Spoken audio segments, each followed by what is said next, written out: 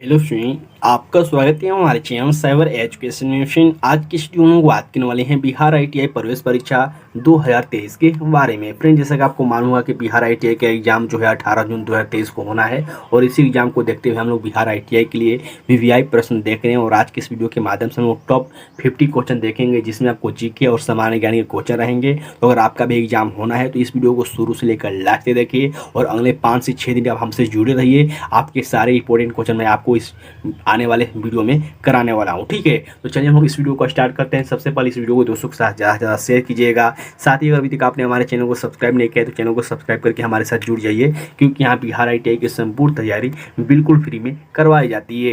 यहाँ से देख सकते हैं मैंने इस क्वेश्चन के पीडीएफ कॉपी कर रखा है। तो चलिए हम लोग एक एक करके सारे क्वेश्चन को डिटेल में समझते हैं। इससे पहले आपसे रिक्वेस्ट है कि इस वीडियो को शुरू से लेकर लास्ट तक देखिएगा और वीडियो समाप्त हो जाने के बाद कमेंट बॉक्स में आप अपना स्कोर जरूर शेयर करें। ठीक है, इसके अलावा अगर आप इस क्वेश्चन का पीडीएफ प्राप्त करना चाहते हैं तो सबसे पहले आपको टेलीग्राम ग्रुप को ज्वाइन कर लेना होगा, जिसका लिंक आपको वीडियो के डिस्क्रिप्शन बॉक्स में या फिर कमेंट बॉक्स में देखने को मिल जाएगा। ठीक है, पहला क्वेश्चन यहाँ पर देखिए मेंशन किया गया है, निम्नलिखित में से किस राज्य की राजकीय भाषा अंग्रेजी है यानी कि इंग्लिश है, ये आपको बताना है। ठीक है, ऑप्शन देख सकते हैं मेंशन किया गया है। और देखिए ऐसे क्वेश्चन आपको बार बार देखने को मिल सकते हैं। कभी कभी डायरेक्ट क्वेश्चन ये पूछ लिया जाता है कि बिहार की जो द्वितीय भाषा क्या है, ये भी क्वेश्चन पूछा गया है बहुत सारे एग्जामों में। तो ऐसी जो भाषा से संबंधित क्वेश्चन है इसको आप जरूर ध्यान दीजिएगा। ठीक है, इस क्वेश्चन के बारे में बात करें जो कि पूछा गया है किस राज्य की जो राजकीय भाषा है वो अंग्रेजी है इंग्लिश है। इसका जो राइट आंसर हो जाएगा ये हो जाएगा नागालैंड, जो कि यहाँ पे ए ऑप्शन में दिया गया है। अब देखिए नागालैंड से संबंधित कुछ इंपॉर्टेंट फैक्ट आपको याद होना चाहिए कि नागालैंड की राजधानी कहाँ है, कोहिमा है। और इसके प्रेजेंट टाइम पर मुख्यमंत्री कौन है नागालैंड के, फटाफट वीडियो के नीचे कमेंट करके मेंशन कीजिए। अब बहुत ऐसे कैंडिडेट हैं जिनके मन में डाउट होगा कि सर नागालैंड का मुख्यमंत्री का नाम कौन याद करेगा, कभी पूछता है क्या? बिल्कुल पूछता है। इसीलिए आपको राज्य राजधानी के अलावा आपको अभी प्रेजेंट टाइम पर कौन सीएम है ये भी आपको बात याद होना चाहिए। अगला क्वेश्चन यहाँ पर देखिए मेंशन किया गया, कौन सा एकमात्र देश है जिसका नाम टिकटों पर नहीं होता है, ये आपको बताना है।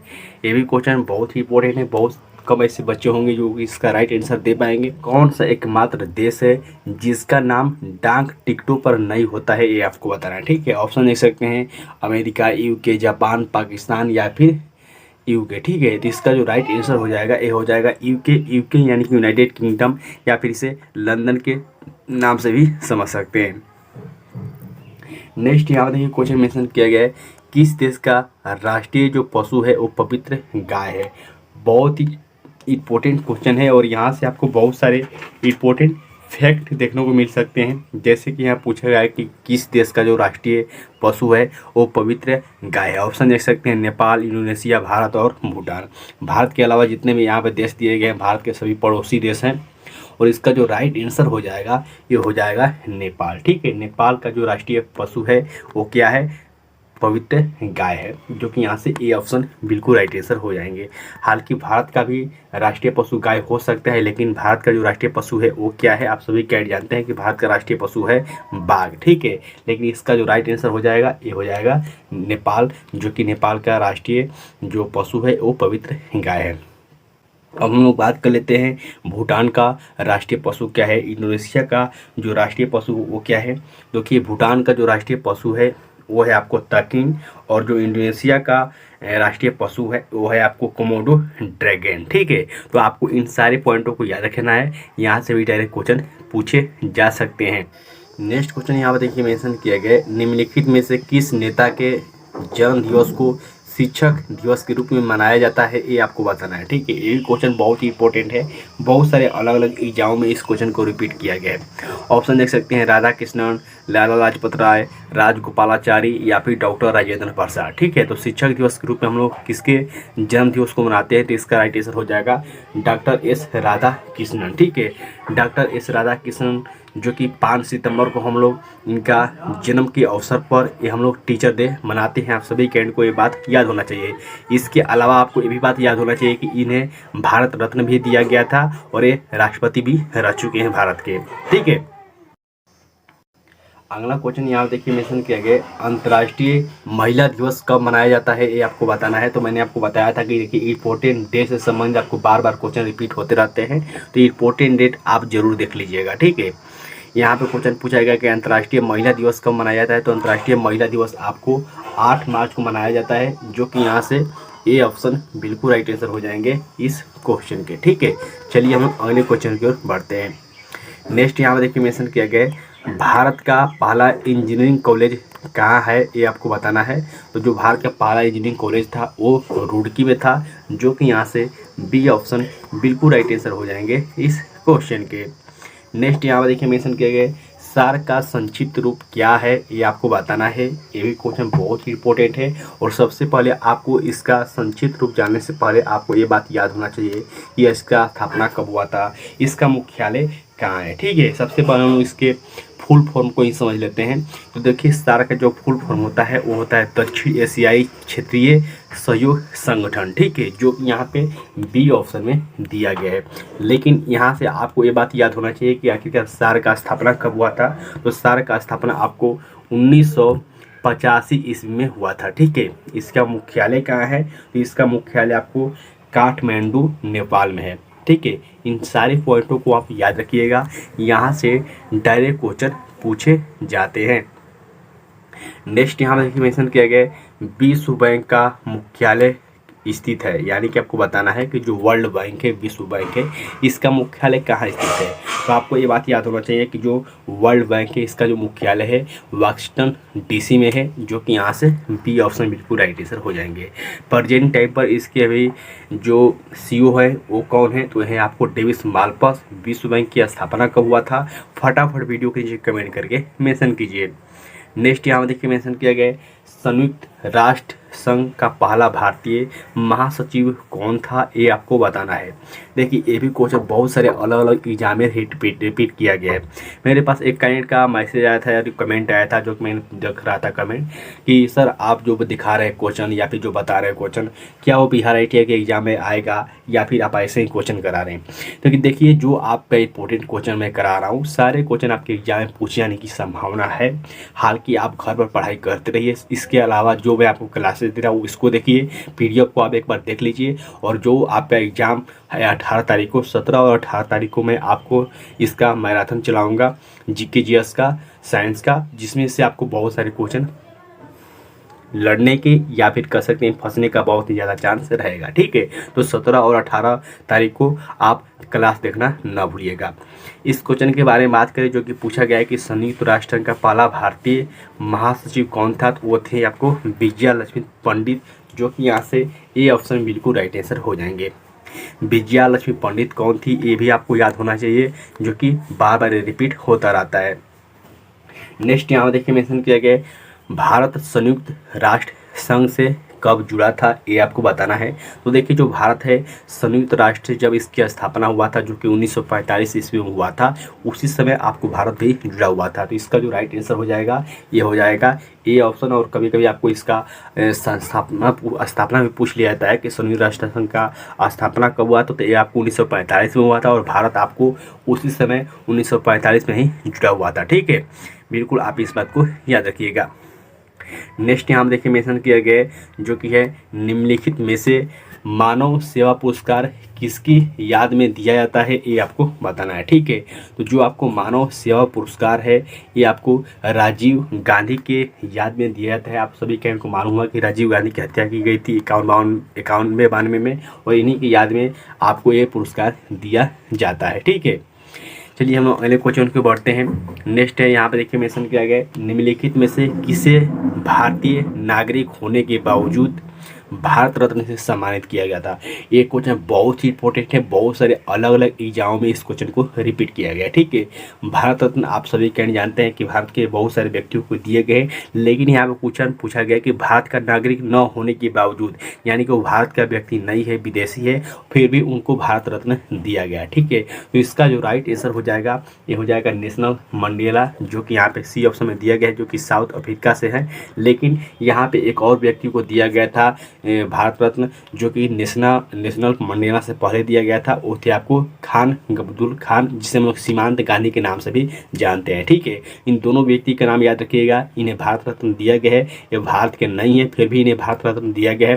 पहला व्यक्ति है सीमांत गांधी, दूसरा है नेशनल मंडेला। ठीक है, इन दोनों कैंडिडेट को, इन दोनों व्यक्तियों को ये भारत रत्न दिया गया है।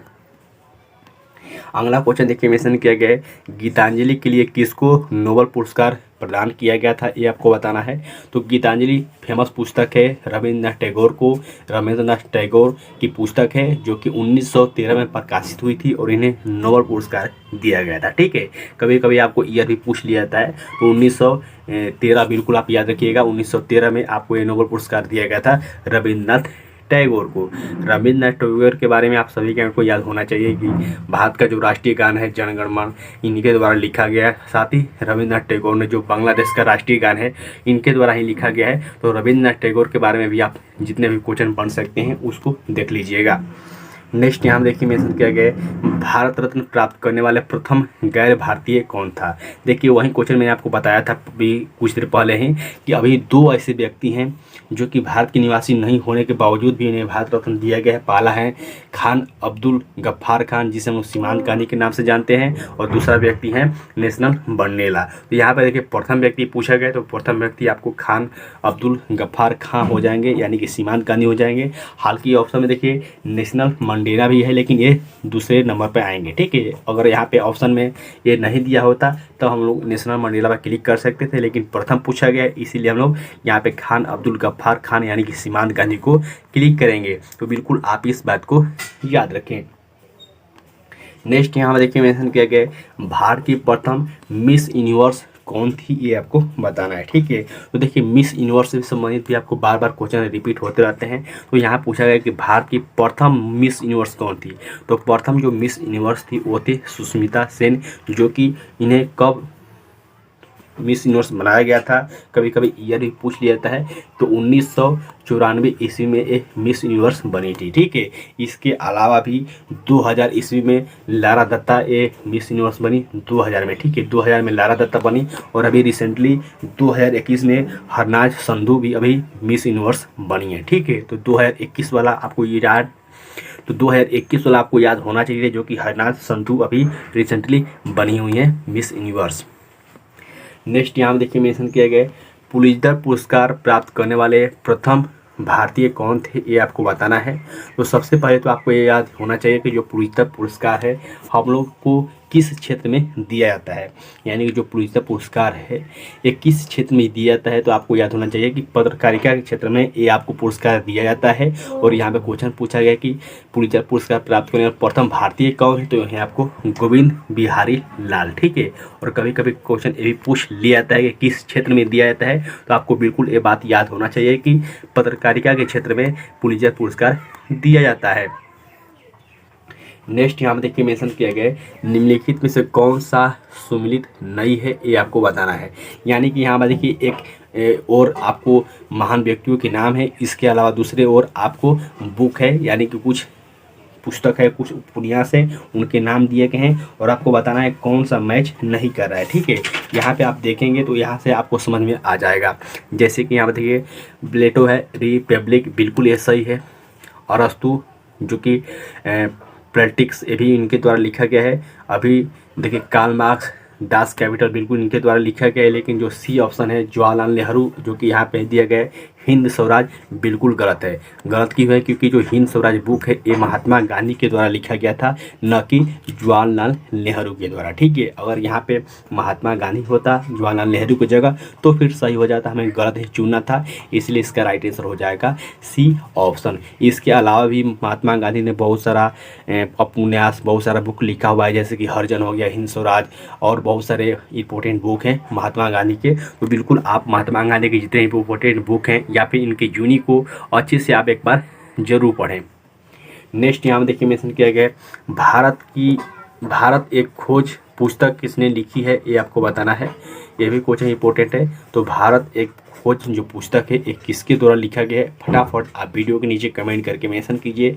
इसका जो राइट आंसर हो जाएगा ये हो जाएगा जवाहरलाल नेहरू। ठीक है, चलिए हम लोग अगले क्वेश्चन की ओर पढ़ते हैं। नेक्स्ट यहाँ देखिए मेंशन किया गया निम्न राजनेताओं में से किसने अपने नाम से पहले बाबू का इस्तेमाल किया था, ये आपको बताना है।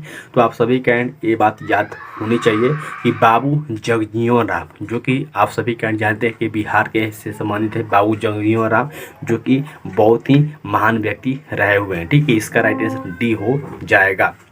नेक्स्ट यहाँ पर देखिए मेंशन किया गया ग्रीन पार्क स्टेडियम स्थित है, यानी कि जो ग्रीन पार्क स्टेडियम है कहाँ पर स्थित है, बेंगलोर, चंडीगढ़, देहरादून या फिर कानपुर में। ठीक है, तो आपको याद होना चाहिए कि जो ग्रीन पार्क स्टेडियम है ये आपको कानपुर में स्थित है, और बेंगलोर में भी एक बहुत ही फेमस स्टेडियम है चिन्ना स्वामी, जो कि IPL का मैच होता है, बार बार आपने देखा होगा।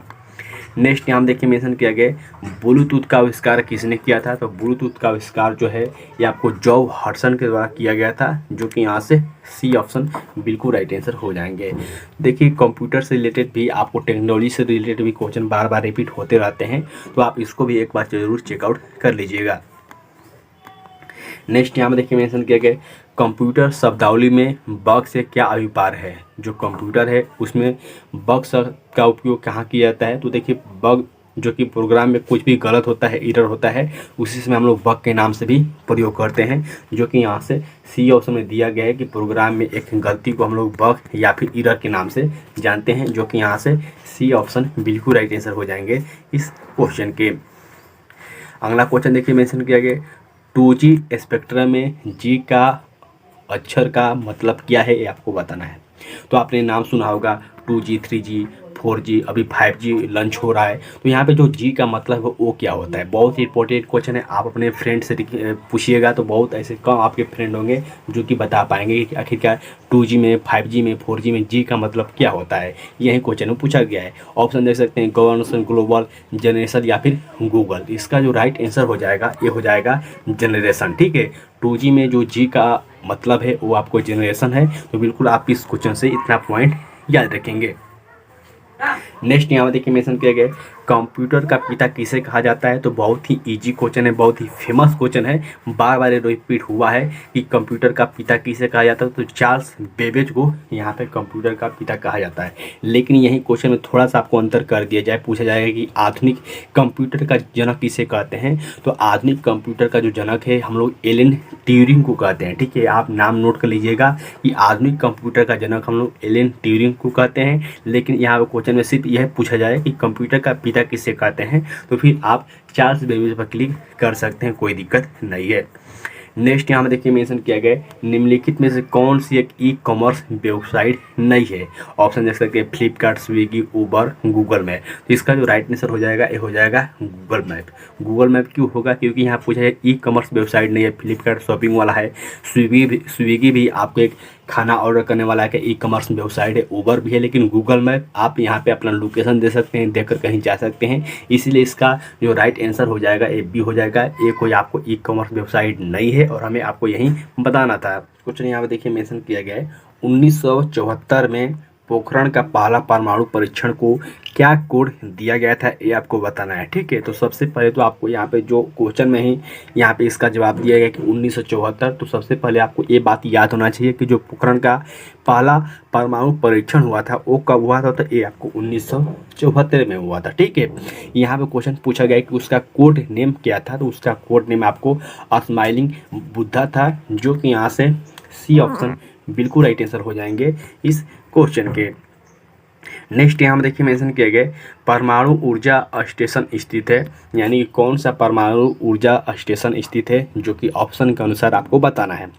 ऑप्शन देख सकते हैं मेंशन किया गया कोलकाता, तारापुर, कोरबा या फिर नवेली। ठीक है, इसका जो राइट आंसर हो जाएगा ये हो जाएगा तारापुर। ठीक है, तारापुर इसका राइट आंसर क्यों होगा, क्योंकि जो तारापुर है ये परमाणु ऊर्जा स्टेशन है जो कि महाराष्ट्र में स्थित है। ठीक है, इसके अलावा भी बहुत सारे यहाँ पे परमाणु ऊर्जा स्टेशन है, जैसे कि यूपी में नरौरा है। इसके अलावा भी बहुत सारे यहाँ पे हैं, जैसे कि कुंडकोलम हो गया जो कि तमिलनाडु में है। इसके अलावा गुजरात में है, राजस्थान में है। तो आपको सारे जो परमाणु ऊर्जा स्टेशन है इनके नाम याद होना चाहिए, कौन सा स्टेशन कहाँ पर है। ठीक है, नेक्स्ट यहाँ में देखिए मेंशन किया गया है भारतीय मिसाइल तकनीक के जनक कौन है? तो बहुत ही इजी क्वेश्चन है लेकिन बहुत ही फेमस है। बार बार एक क्वेश्चन रिपीट होता रहता है कि भारतीय मिसाइल तकनीक के जनक कौन माने जाते हैं, कौन है? तो ये हैं आपको डॉक्टर APJ अब्दुल कलाम, जो कि यहाँ पे बी ऑप्शन में दिया गया है। नेक्स्ट यहाँ पर देखिए मेंशन किया गया है, अंडे को सिरके के बिलियन में 20 से 24 घंटे तक रखने पर क्या होगा, ये आपको बताना है। ठीक है, तो देखिए अंडे के सिरकों की जो हम लोग बिलियन है, अगर हम लोग 20 से 24 घंटे तक रखते हैं तो जो आपको अंडे का आवरण होगा वो बिल्कुल घुल जाएगा। अंडे का आवरण का मतलब क्या होता है? जो उसका बाहरी वाला हिस्सा होता है उसे हम लोग आवरण के नाम से जानते हैं। नेक्स्ट यहाँ पे देखिए मेंशन किया गया है, अशुद्ध कपूर को किस विधि द्वारा शुद्ध किया जाता है, ये आपको बताना है। ऑप्शन देख सकते हैं, उद्वातन, आसवन, अवसादन या फिर वाष्पीकरण। ठीक है, तो अशुद्ध कपूर को हम लोग जो शुद्ध करते हैं वो आपको ऊर्ध्वाधन प्रक्रिया द्वारा करते हैं। उत्पादन का क्या क्या उदाहरण है, क्या एग्जाम्पल है, फटाफट वीडियो के नीचे कमेंट करके मेंशन कीजिएगा। अगला क्वेश्चन देखिए मेंशन किया गया, हाइड्रोजन बम किसने विकसित किया था, ये आपको बताना है। यहाँ पे देखिए बहुत सारे काइंड कंफ्यूजन में हो जाते हैं कि आखिर हाइड्रोजन बम किसने बनाया था या फिर परमाणु बम किसने बनाया था, क्योंकि दोनों का नाम थोड़ा सिमिलर है, दोनों मिलता जुलता है। ठीक है, तो आपको याद होना चाहिए कि जो हाइड्रोजन बम का निर्माण है या फिर विकसित किया गया था, ये आपको एडवर्ड टेलर के द्वारा किया गया था। लेकिन अगर यही क्वेश्चन में पूछ लिया जाएगा कि परमाणु बम का जो आविष्कार है किसने किया था, तो ये आपको जूलियस रॉबर्ट ओपनहाइमर के द्वारा किया गया था। ठीक है, अगर यहाँ पे क्वेश्चन में पूछा जाता है कि परमाणु बम का, तो फिर यहाँ पे बी ऑप्शन बिल्कुल राइट आंसर हो जाता है। लेकिन यहाँ पे हाइड्रोजन बम पूछा गया है तो यहाँ पे एडवर्ड टेलर होगा। ठीक है, मैं फिर से रिपीट करता हूँ, हाइड्रोजन बम का जो आविष्कार है एडवर्ड टेलर है, और परमाणु बम का जो आविष्कार है ये आपको जूलियस रॉबर्ट ओपनहाइमर है। ठीक है, तो इन दोनों क्वेश्चनों को याद रखिएगा, यहाँ से कोई ना कोई क्वेश्चन पूछ लिए जाते हैं। नेक्स्ट यहाँ देखिए मेंशन किया गया है, तंबाकू का जो धुआं है स्वास्थ्य के लिए हानिकारक होता है, क्योंकि इसमें क्या होता है? ऑप्शन आप देखेंगे और आसानी से हल कर सकते हैं, जो कि होता है निकोटीन। ठीक है, उसमें जो हम लोग तंबाकू जो सिगरेट पीते हैं उसमें के धुआं में क्या होता है, तो निकोटीन होता है, जो कि बहुत ही हानिकारक करता है। नेक्स्ट क्वेश्चन देखिए मेंशन किया गया, जो कि हमारा लाइफ स्टाइल से संबंधित क्वेश्चन है। जैसे कि पूछा गया है कि रात में वृक्षों के नीचे सोने से बचना चाहिए, क्यों? बहुत सारे आप बुजुर्ग को या फिर अपने गार्जियन को सुने होंगे कहते हुए कि रात में वृक्ष के नीचे नहीं सोना चाहिए। वही क्वेश्चन पूछा गया है कि आखिरकार क्यों, इसका रीज़न क्या है? इसका रीज़न सिंपल सा ये होता है कि वृक्ष जो है रात में कार्बन डाइऑक्साइड गैस उत्सर्जित करते हैं, इसलिए रात में हम लोग को पेड़ के नीचे नहीं सोना चाहिए। ठीक है, सिंपली इसका ये ऑप्शन राइट आंसर हो जाएंगे। नेक्स्ट यहाँ देखिए मेंशन किया गया, बंद कमरे में कोयले के जलने पर निम्न में से कौन सी गैस दम घुटकर मृत्यु होने का कारण बन सकती है?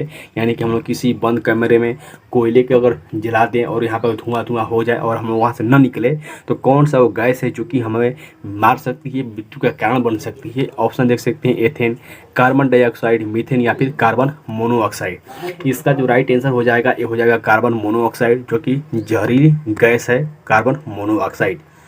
नेक्स्ट यहाँ देखिए मेंशन किया गया, बल्ब में निम्न में से कौन सा गैस का प्रयोग होता है, ये आपको बताना है। तो गैस में हम लोग जिस गैस का उपयोग करते हैं वह है आर्गन, जो कि यहाँ से डी में दिया गया है। और आर्गन आप सभी कैंड को मालूम होगा कि अक्रिय गैस है, जो कि आर्गन का परमाणु संख्या 18 होता है, और आप सभी कैंड को ये बात भी याद होना चाहिए। नेक्स्ट यहाँ देखिए मेंशन किया गया, निम्न में से किसमें सिलिकॉन का प्रयोग नहीं किया जाता है, ये आपको बताना है। तो सबसे पहले तो आपको सिलिकॉन के बारे में ये मालूम होना चाहिए कि इसका परमाणु संख्या क्या होता है। तो सिलिकॉन का जो परमाणु संख्या होता है ये होता है 14, जो कि एक अर्धचालक है। कभी कभी डायरेक्ट क्वेश्चन ये भी पूछ लिया जाता है, और यहाँ पे क्वेश्चन पूछा गया है कि किसमें प्रयोग नहीं होता है। ऑप्शन देख सकते हैं, सौर सेल में बिल्कुल होता है, सौर सेल में आपको होता है अर्धचालक का प्रयोग, आईसी उत्पादन में इसमें भी होता है, चश्मे के शीशे में भी होता है, लेकिन जो स्याही वाले पेन होते हैं वहाँ पर आपको सिलिकॉन का प्रयोग नहीं होता है। ठीक है, इसलिए इसका राइट आंसर हो जाएगा डी ऑप्शन, जो कि यहाँ पे दिया गया है। नेक्स्ट यहाँ देखिए मेंशन किया गया है, गोबर गैस का मुख्य अवयव क्या है? तो देखिए गोबर गैस का जो मुख्य अवयव है वो है आपको मीथेन। ठीक है, मीथेन को हम लोग और किस नाम से जानते हैं? तो बायोगैस के नाम से हम लोग जानते हैं, प्राकृतिक गैस के नाम से जानते हैं, और इसका जो फॉर्मूला होता है क्या होता है? ये होता है CH4, जो कि गोबर गैस का मुख्य अवयव है। ठीक है, तो बिल्कुल आप इस पॉइंट को याद रखिएगा। नेक्स्ट यहाँ देखिए मेंशन किया गया बेकिंग सोडा का रासायनिक नाम क्या है, ये आपको बताना है। तो देखिए बहुत सारा यहाँ पे रासायनिक नाम भी पूछने को मिल सकते हैं आपके एग्जाम में, तो रासायनिक नाम भी आपको बिल्कुल याद होना चाहिए, साथ ही इसका फॉर्मूला भी याद होना चाहिए। जैसे कि यहाँ पूछ लिया गया कि बेकिंग सोडा का रासायनिक नाम क्या है, तो इसका जो राइट आंसर हो जाएगा ये हो जाएगा सोडियम बाइकार्बोनेट। ठीक है, इसका फॉर्मूला क्या होता है, सूत्र क्या होता है, फटाफट वीडियो के नीचे कमेंट करके मेंशन कीजिए। अब देखिए आपको सूत्र से संबंधित मैंने एक क्वेश्चन डाला हुआ है, और देखिए ऐसे क्वेश्चन देखते हैं बहुत सारे कैंड का हवा टाइट हो जाता है, बहुत सारे कैंड को लगेगा कि ये तो हार्ड क्वेश्चन है, और मैं कहता हूँ कि इससे इजी क्वेश्चन कोई हो ही नहीं सकता। इजी क्वेश्चन कैसे है, देखिए आपको कैसे क्वेश्चन को हल करना होता है उसको आप समझिए। जैसे कि यहाँ पूछा गया कि हाइड्रोजन सल्फाइड, यहाँ पे देखिए क ख कर दिया, तो हाइड्रोजन सल्फाइड यहाँ पे इसका सूत्र ये हो जाएगा, तो यानी कि पहला का 2 होगा। तो पहला का देखिए, पहला का 2 यहाँ पे सी में नहीं है, इसलिए सी बिल्कुल नहीं होगा, हमने काट दिया। अब देखिए है सोडियम नाइट्राइड, तो सोडियम नाइट्राइड यहाँ पे देख सकते हैं ये है सोडियम नाइट्राइड। ठीक है, तो दूसरा का 3 होगा, दूसरा का 3, तो यहाँ पर देखिए दूसरा का 3 ये भी नहीं होगा, यानी कि ए और बी में से कोई भी हो सकता है। यहाँ पर देखिए तीसरा मेंशन किया कैल्शियम ऑक्साइड, कैल्शियम ऑक्साइड का यहाँ पर सूत्र होता है ये, तो कैल्शियम CaO, तो कैल्शियम ऑक्साइड का यानी कि 3 का 4, तो 3 का 4, यानी कि पहला ऑप्शन बिल्कुल यहाँ पे राइट आंसर हो जाएंगे। ठीक है, यानी कि पहला जो ऑप्शन है बिल्कुल राइट आंसर हो जाएगा। कैसे मैंने आपको हल किया, देखिए सबसे पहले आपको जो नाम दिए गए उसको सूत्र के अनुसार मिलाना है। अब आपको सूत्र याद नहीं होगा तो फिर आपको कन्फ्यूजन हो सकता है, इसलिए आपको सूत्र याद होना बहुत ही ज़रूरी है। जो इम्पोर्टेंट सूत्र है उसको आप कहीं न कहीं ज़रूर देखिएगा, क्योंकि यहाँ से डायरेक्ट क्वेश्चन पूछे जाते हैं। नेक्स्ट यहाँ देखिए मेंशन किया गया निम्नलिखित में से किसमें चांदी नहीं होती है, ये आपको बताना है। ऑप्शन देख सकते हैं मेंशन किया गया है जर्मन सिल्वर, रूबी सिल्वर, हार सिल्वर या फिर लूनियर सिल्वर। ठीक है, तो देखिए सभी में सिल्वर लगा हुआ है, लेकिन वही क्वेश्चन पूछा गया है कि इसमें चांदी नहीं होती, यानी किसमें सिल्वर नहीं होती है। तो इसका जो राइट आंसर हो जाएगा ये हो जाएगा जर्मन सिल्वर। ठीक है, जर्मन सिल्वर में आपको सिल्वर नहीं होता है, इसलिए इसका राइट आंसर ये हो जाएगा। नेक्स्ट यहाँ देखिए मेंशन किया गया है जो कि है कौन सा सदिश राशि नहीं है, ये आपको बताना है। यानी कि आपको इन 4 ऑप्शनों में से अदिश राशि बताना है। सदिश राशि नहीं है यानी कि आपको अदिश राशि बताना है। तो अदिश राशि आपको कौन होगा, मैंने आपको जब फिजिक्स वाला मैं क्लास ले रहा था तो मैंने आपको एक ट्रिक बताया हुआ था कि देखिए सदिश राशि है या फिर नहीं, इसको अगर पहचाना है आपको तो सिंपली आपको अगर उसके शब्द में हुआ या फिर बी आ रहा है, हुआ या फिर वो आ रहा है, तो वो सदिश राशि है। तो यहाँ पर आप देखेंगे त्वरण, बल, वेग है, लेकिन विद्युत धारा यहाँ पे इसका राइट आंसर हो जाएगा जो कि अदिश राशि है। अब बहुत सारे कैंडिडेट को लगेगा कि सर यहाँ पे विद्युत में भी वो आ रहा है, लेकिन बिल्कुल ये हर जगह ट्रिक काम नहीं करता है, ये बात आपको याद होना चाहिए। और विद्युत धारा एक अदिश राशि है। ठीक है, नेक्स्ट यहाँ देखिए मेंशन किया गया थर्मस फ्लास्क के आविष्कारक कौन थे, ये आपको बताना है। तो आविष्कार से संबंधित क्वेश्चन बार बार पूछे जाते हैं। इसका जो आविष्कार किया गया था ये आपको जेम्स डेवर के द्वारा किया गया था, जो कि यहाँ से डी ऑप्शन बिल्कुल राइट आंसर हो जाएंगे। टेलीविज़न के आविष्कारक कौन है, तो टेलीविज़न के आविष्कारक आपको जॉन एल बेयर्ड हैं, जो कि यहाँ से डी ऑप्शन में दिया गया है। साथ ही जो माइकल फ्राइडे हैं ये आपको डायनोमिक के आविष्कारक हैं, ट्रांसफार्मर के आविष्कारक हैं। तो जो इंपॉर्टेंट आविष्कारक हैं इसको भी एक बार आप ज़रूर देख लीजिएगा। नेक्स्ट यहाँ देखिए मेंशन किया गया सिलिकॉन एक क्या है, अर्धचालक है, अवरोधक है, चालक है या फिर प्रतिरोधक है। तो मैंने आपको उचित पहले बताया कि देखिए सिलिकॉन एक अर्धचालक है, जो कि यहाँ से ये ऑप्शन बिल्कुल राइट आंसर हो जाएंगे। नेक्स्ट हम लोग देखते हैं क्वेश्चन जो कि है MRI मशीन निम्न में से किसका प्रयोग किया जाता है, ये आपको बताना है। तो देखिए जो MRI मशीन है इसमें हम लोग चुंबकीय तरंग का उपयोग करते हैं, जो कि यहाँ से डी ऑप्शन बिल्कुल राइट आंसर हो जाएंगे इस क्वेश्चन के। नेक्स्ट यहाँ देखिए मेंशन किया गया सोनार कौन से सिद्धांत पर आधारित है, ये आपको बताना है। तो मैंने आपको सोनार का फुल फॉर्म बताया हुआ है, जो मैं क्लास ले रहा था पिछला वाला, उसमें मैंने आपको डिटेल में बताया हुआ भी कि इसका वर्क क्या होता है। तो फटाफट वीडियो के नीचे कमेंट करके आप सोनार का फुल फॉर्म बताइए सबसे पहले तो। और इस क्वेश्चन के बारे में बात करें जो कि पूछा गया है कि सोनार किस सिद्धांत पर कार्य करता है, तो सोनार आपको प्रतिध्वनि के सिद्धांत पर कार्य करता है। प्रतिध्वनि जो कि वापस टकरा कर आ जाए उसे हम लोग प्रतिध्वनि के नाम से समझते हैं। चलिए मैं आपको एक और क्वेश्चन इससे समझ करा देता हूँ। देखिए प्रतिध्वनि सुनाई देने के लिए न्यूनतम जो दूरी है मीटर में कितना होना चाहिए, तो ये आपको 16 दशमलव कुछ होता है, लेकिन कहीं कहीं 17 मीटर भी दे देता है। प्रतिध्वनि का मतलब क्या होता है? जैसे कि आपने देखा होगा कभी कभी हम लोग बोलते हैं तो कोई आवाज़ उधर से फिर आपका रिपीट सुनाई देता है, यानी कि टकरा कर किसी कहीं ना कहीं दीवार से या फिर कहीं ना कहीं वो आपको आवाज़ दोबारा सुनाई देता है, तो उसे हम लोग प्रतिध्वनि के नाम से भी जानते हैं। बिल्कुल आप इस बात को याद रखेंगे। नेक्स्ट क्वेश्चन देखिए, मेंशन किया गया है, निम्नलिखित में से कौन सा प्रकाश के प्रकीर्णन का उदाहरण नहीं है, ये आपको बताना है। यानी कौन सा ऑप्शन है जो कि प्रकाश के प्रकीर्णन का उदाहरण नहीं है। आकाश का नीला होना बिल्कुल ये प्रकाश के प्रकीर्णन का उदाहरण है। सूर्योदय और सूर्यास्त के समय सूर्य का लाल दिखाना, ये भी आपको क्या है, प्रकीर्णन का उदाहरण है। गहरे समुद्र में जल का रंग, ये भी है। लेकिन जो तारे का टिमटिमाना है ये आपको प्रकाश के अपवर्तन का उदाहरण है, ठीक है। लेकिन यहाँ पूछा गया प्रकाश की प्रकीर्णन, तो जो 3 ऑप्शन दिए गए ये आपको प्रकाश के प्रकीर्णन के उदाहरण है। लेकिन जो तारे का टिमटिमाना है ये आपको प्रकाश का अपवर्तन का उदाहरण है, ठीक है। इसलिए इसका राइट आंसर डी हो जाएगा। नेक्स्ट यहाँ देखिए मेंशन किया गया, जब बैरोमीटर यानी कि वायु दाब मापी पटनांक बिंदु अचानक से गिर जाए तो यह सूचना क्या है। एक क्वेश्चन था, बहुत ईजी है, लूसेंट में भी आपको देखने को मिल जाएगा, जो कि पूछा गया है कि अगर जब भी कोई बैरोमीटर अचानक नीचे गिर जाए तो यह किसको सूचना करता है। यह सूचना करता है कि तूफान आने वाला है, ठीक है। चलिए हम लोग अगले क्वेश्चन की ओर बढ़ते हैं। नेक्स्ट और लास्ट क्वेश्चन देखिए मेंशन किया गया है, घड़ी की स्प्रिंग में संरक्षित ऊर्जा कौन सी होती है, ये आपको बताना है। तो घड़ी की स्प्रिंग में जो ऊर्जा होती है ये होती है स्थितिज ऊर्जा, और मैंने आपको गतिज ऊर्जा और स्थितिज ऊर्जा के बारे में डिटेल में पढ़ाया हुआ है, बताया हुआ है। साथ में एक बार और बता दूं कि गतिज ऊर्जा प्लस स्थितिज ऊर्जा बराबर क्या होता है, यांत्रिक ऊर्जा होता है। गतिज ऊर्जा बराबर क्या होता है, इसका फॉर्मूला क्या होता है, 1/2 mv²। स्थितिज ऊर्जा mgh, जो कि सारे फॉर्मूले मैंने आपको रिपीट करवा रखे हैं, ठीक है। तो देखिए फ्रेंड, आज की इस वीडियो के माध्यम से मैंने टोटल 50 क्वेश्चन करवाए हैं। इसका आपको पीडीएफ टेलीग्राम ग्रुप में मिल जाएगा। साथ ही आप कमेंट करके आप अपना स्कोर मेंशन कीजिए कि आखिरकार आपने कितने क्वेश्चन का राइट आंसर दिया हुआ है। इसके अलावा भी अगर किसी क्वेश्चन में कोई डाउट है तो वीडियो के नीचे कमेंट करके पूछ सकते हैं। देखिए वीडियो को अगर पूरा यहाँ पर देखे हैं तो आपके लिए अच्छी खबर है कि आपने सारे जो इंपॉर्टेंट क्वेश्चन है देख लिए, इंपॉर्टेंट फैक्ट भी देख लिए हैं। तो आप इस वीडियो को शेयर करें, साथ ही हमारे चैनल को सब्सक्राइब करके हमारे साथ जुड़ जाइए, क्योंकि यहाँ बिहार ITI की संपूर्ण तैयारी बिल्कुल फ्री में करवाई जा रही है, ठीक है। चलिए मिलते हैं किसी नेक्स्ट वीडियो में नेक्स्ट अपडेट के साथ, तब तक के लिए बाय फ्रेंड, जय हिंद।